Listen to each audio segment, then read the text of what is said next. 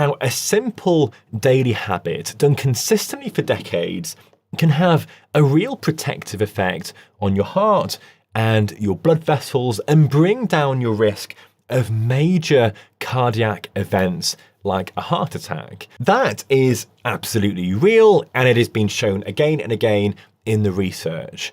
Once a plaque in your coronary artery, for example, has built up and hardened inside the artery wall over years, no single food is going to blast it away, obviously. But there are vegetables that, if you eat them over a long stretch of time regularly, really do slow down the furring up of your arteries, inverted commas, and keep the plaques you already have more stable and calm rather than angry and prone to rupturing, and also lower your blood pressure in ways that show up in proper controlled trials. And as always, I'll put a few links in the description below for you. So that, in a nutshell, is what we're talking about today. So I'm going to give you my top 3 vegetables to eat, things that I eat every single week. And I'm going to be counting them down in order of effectiveness, from the third most useful all the way down to the best one. And I'm basing that ranking on the underlying physiology and on the studies that have actually measured these hard outcomes, things like heart attacks and deaths, rather than just on vibes and wishful thinking. So I'll give you the third one, then the second one, then the best one, and also tell you how I incorporate each of these into my diet whenever I eat them. But first, for anybody that's new here who hasn't met me before, my name's Dr. Alex. I'm so glad you're here and watching this video. I'm here to help you cut through the noise, to help you live longer and stay healthier along the way. Remember that modern life is built to make you sick very slowly, and modern medicine is built to meet you there once you're already sick, once something serious has happened like a heart attack or a stroke. And I said this phrase in other videos, and I feel like it's so powerful. Ill, but not dead. That is the business model of modern medicine. Nobody in that chain gets paid for preventing anything. And that is exactly why I started this channel, to help you prevent the diseases that I see in the A&E all the time, to help you prevent those in the first place. Now, before we get into the 3 vegetables, before anybody says this in the comments, obviously no single vegetable is going to do all of this on its own, and it would be misleading to suggest that if you just eat a broccoli or a bit of kale, then you're going to be protecting yourself from a heart attack. I am not sensationalist in these sorts of videos, and I'm not going to claim, anything like that. What the research actually shows is that a whole diet built around lots of plants and whole foods, this really does protect your heart. And these 3 veg are simply, among the strongest players in that team. Like I said, eating a bit of broccoli on top of an otherwise poor diet full of ultra-processed food is not going to save you. It is the whole pattern held for years and years and years that does the work. So with all of that in mind, let's start with our first vegetable. Now, one of the most underrated veg for the health of your arteries is called the cruciferous family, and that is your broccoli, your cauliflower, your cabbage, and kale as well, and Brussels sprouts. And we grow all of these at the moment in our veggie patch. And the reason these are so good for you and so protective is that people who eat these regularly, on average, tend to have less calcium built up and also hardened into their artery walls. And the biology behind that is really, really well worth understanding. So in studies that followed older people over several years, the ones eating most of these different kinds of veg had less of the calcification, which is the stony hardening that builds up in your large arteries as we age, which makes them stiff and brittle. This is what the research shows us. And this is actually something that we see all the time in medicine. I see this daily on x-rays. When we take an x-ray of somebody's pelvis or their leg, for example, and remember that an x-ray really only picks up really hard, dense things like bones, we can very often see the lining of the arteries showing up as well, almost like two furry parallel lines. And what we're seeing there is your artery walls that have been calcified and hardened over many years.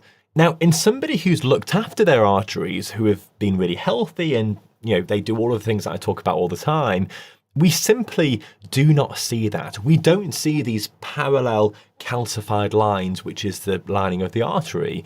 And it is striking just how different, the two can look side by side. Now, a big part of the story here seems to be vitamin K, which these vegetables are absolutely packed with. So vitamin K switches on a protein whose job it is to act like a traffic warden for calcium, keeping it moving into your bones where you actually want it and out of your artery walls where you very much don't want it, because calcium in your artery walls makes them hard and stiff, and that's bad. Without enough vitamin K, though, calcium is far more likely to end up cementing itself into your vessel walls. On top of that, cruciferous vegetables carry sulfur-based compounds that lower inflammation and supports the health of your endothelium, that delicate single cell lining of your blood vessels that controls how they relax and behave and really, really helps with your blood pressure. And there's one more thing that these veggies bring to the table, which is all about potassium. Now, potassium is one of the most useful minerals that we have for keeping your blood pressure down, and plenty of us are eating far too little of it, largely because we're not eating enough veg, but for some other reasons as well. Now, you might have heard that high potassium can be dangerous, and that is very true.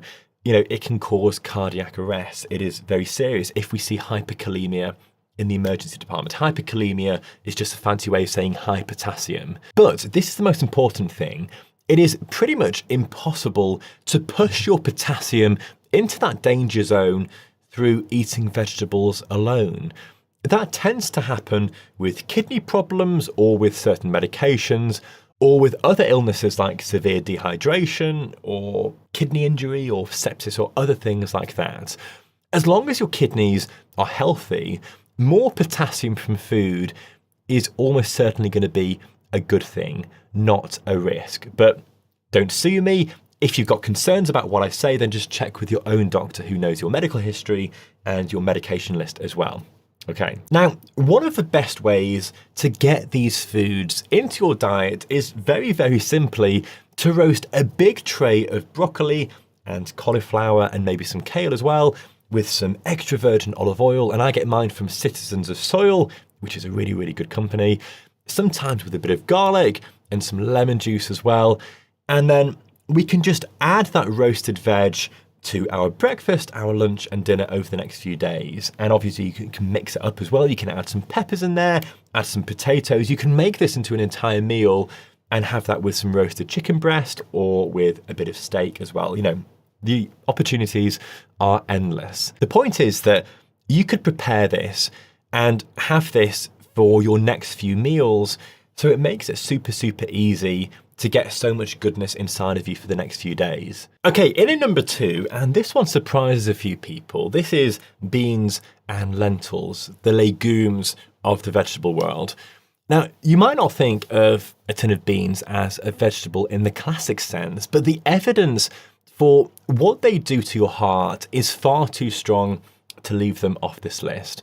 If you look at the pockets of the world where people most reliably reach their 90s and 100s in pretty good health, and you go hunting for one of the foods that they tend to share, in most of them, it comes back to beans and lentils. I say most because it isn't a hard rule. Obviously, there are places with very high life expectancy where legumes aren't really a traditional part of the diet at all. Iceland is actually a pretty good example of this, where their traditional way of eating leans much more heavily on fish and lamb and other whole foods as well. But as a general pattern across the majority of the long-lived populations that we know about, legumes turn up again and again.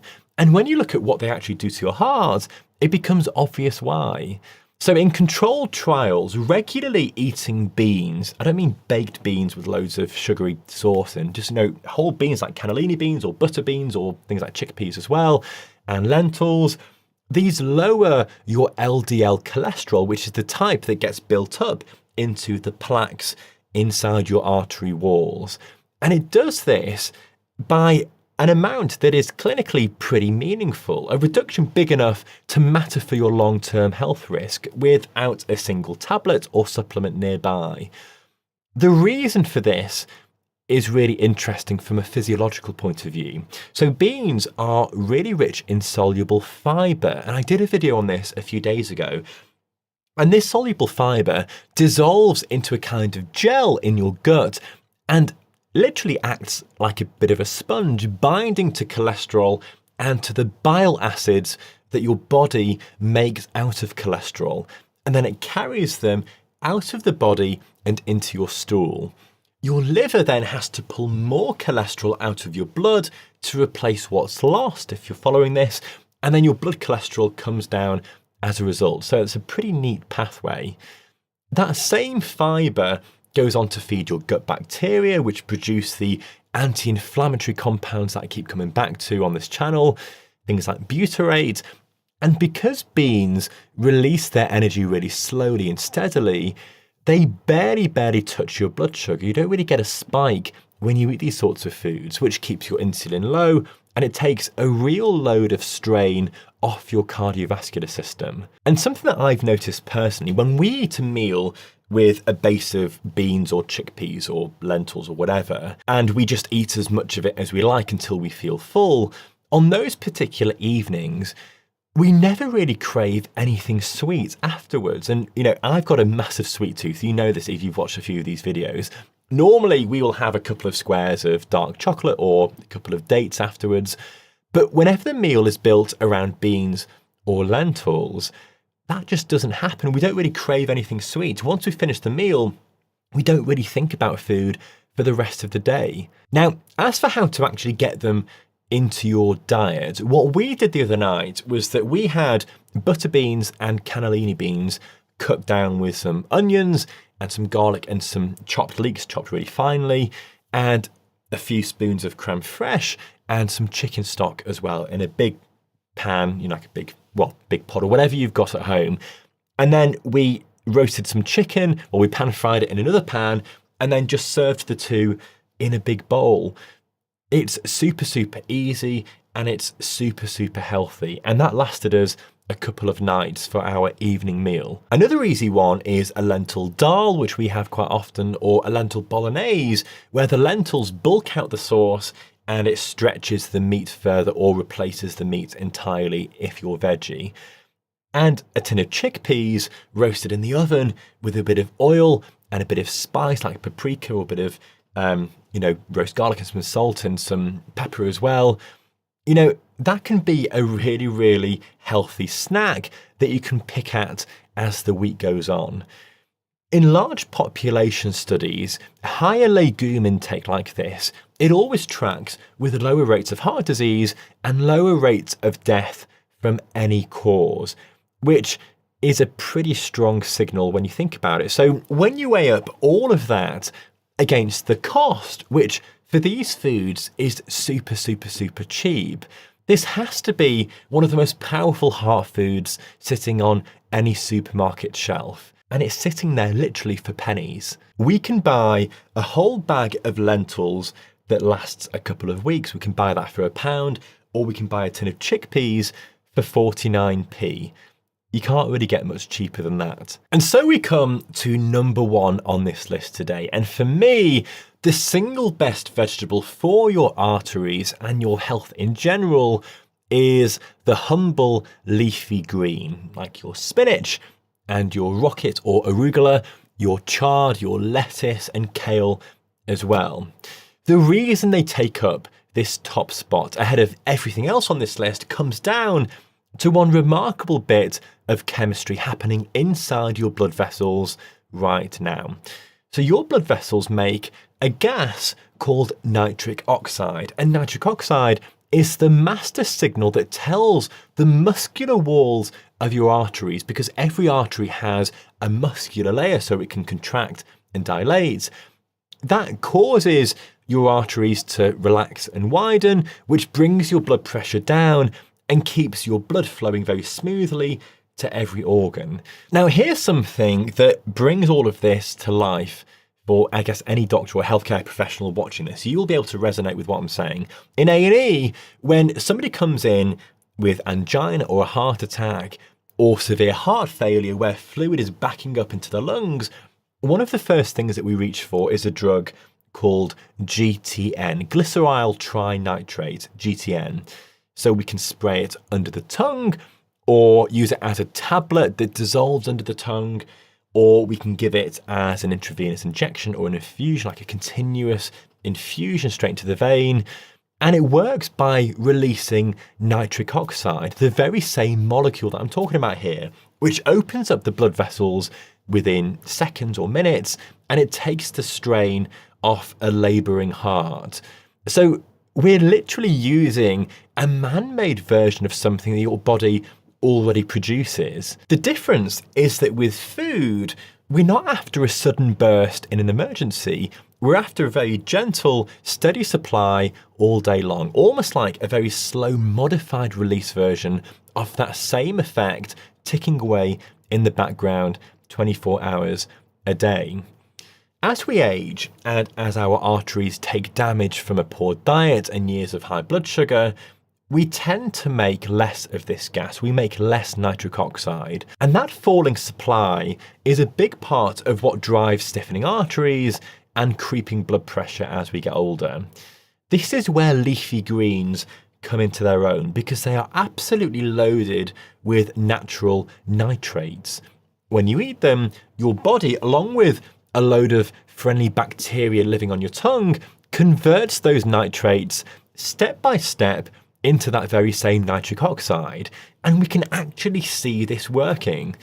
In randomized controlled trials, which again are the gold standard because they can point us towards genuine cause and effect, giving people nitrate-rich leafy greens or things like beetroot as well brought their blood pressure down within hours. And it did this by a good few points, and it kept it lower with regular daily intake. So we saw their blood pressure literally come down after they ate these foods.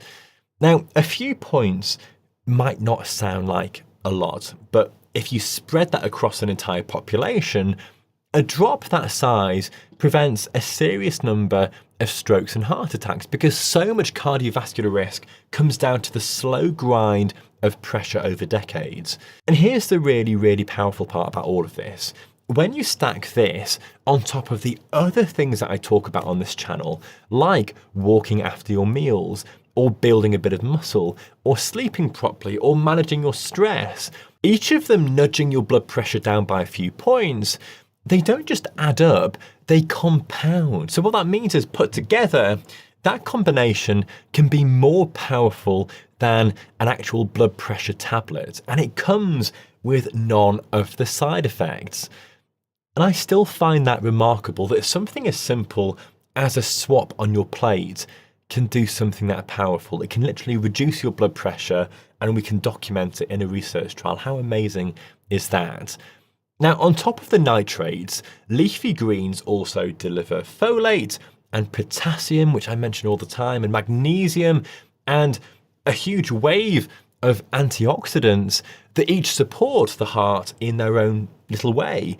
And in the large observational studies, people who ate a good serving of these leafy greens a day had noticeably lower rates of heart disease than those who ate almost none. Now, the way that I get these into my diet, it could not be simpler. I keep bags of spinach in the freezer because you can get frozen spinach that compressed into like little cubes, and there's nothing added to it. It is just the whole leaf, just pressed and frozen.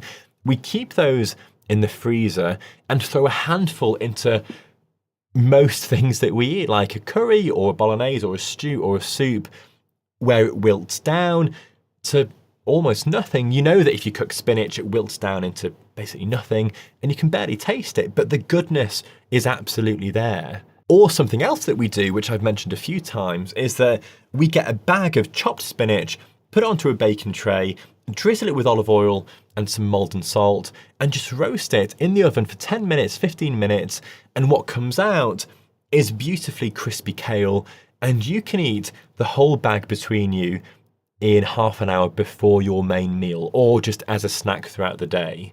It is really, really easy to get these foods into your diet. So, how do you actually turn all of this into something that you will actually keep doing rather than just a joyless chore that you abandon in a fortnight? Because it does sound quite overwhelming, doesn't it? Trying to get broccoli and cauliflower and Brussels sprouts and kale and beans and lentils and arugula and spinach into your diet every night. Well, the trick, I think, is to make it almost invisible. As I mentioned, the frozen spinach basically disappears into anything hot, like stews or soups or curries. The beans stir through your usual dinners while bulking them out and then stretching out the meat that's usually in them even further. And the cruciferous veg gets roasted once and then eaten across 2 or 3 days. Or if you use rocket or arugula, you can have that as a side salad with extra virgin olive oil and some balsamic vinegar alongside pretty much anything you eat. None of that, if you think about it, really is extra cooking. It's just small tweaks to the meals that you'd usually be making anyway. And if you've got a bit of space in your garden, and we do have quite a big space behind our caravan, we've got about 12, 13 acres, a row of kale, which is super easy to grow, is probably the best thing that you can ever grow in your garden. You can keep cutting it over the weeks and just eating it every single day. It's pretty much fine with the cold in the UK, and it keeps giving you leaves every single week throughout the summer. Just try to find a space in your garden that you can sow a few seeds or a few plug plants and see how you get on. Just let me know in the comments, I'm really interested. Now, before I let you go, before we finish this video, there are just a couple of cautions worth flagging, and it will only apply to a very small proportion of you watching this. The first one is about a blood thinning tablet called warfarin, or if you're across the pond, Coumadin. The vitamin K in these leafy greens could sometimes affect how well warfarin works. So if you're taking this, then this is worth being aware of. And if you're going from eating none of these foods to then suddenly eating it every day, then just check with your doctor first and make sure that whoever checks your INR, which is how thin your blood is aware of this as well. They may want to check it a bit more regularly as you're adding these foods into your diet. But let me be really, really clear though, it is very hard to cause yourself any harm through diet alone. The issue isn't eating the greens, it is a sudden dramatic change in how many of them you eat, if that makes sense. So, like I said, if you're going from almost none to a big daily pile of kale overnight, then that swing is what you've got to mention to your doctor so they can keep an eye on your INR levels and your dose of warfarin. The best thing to do is to increase very gradually over time rather than a dramatic change after this video. The second caution is the bigger one, and I'll keep saying it until I'm blue in the face. Like I've said so many times, these vegetables are about prevention, not treatment. They are not a cure for existing heart disease, and they are absolutely not going to substitute for any medication that your doctor has put you on. They work together. Yes, they can be really powerful in terms of lowering your blood pressure, and lots of habits stacked together could rival a blood pressure tablet. But if somebody has prescribed you a blood pressure tablet or a statin or a beta blocker or anything like that, eating these foods works alongside the medication. And the idea and hope that is that over time, you may be able to gradually reduce the dose of those medications as you become healthier. The point that I'm making is you don't want to just stop all of your medication based on what I say. This has to be a working relationship with your doctor. So that is my honest take on this topic. Obviously, no vegetable can outrun a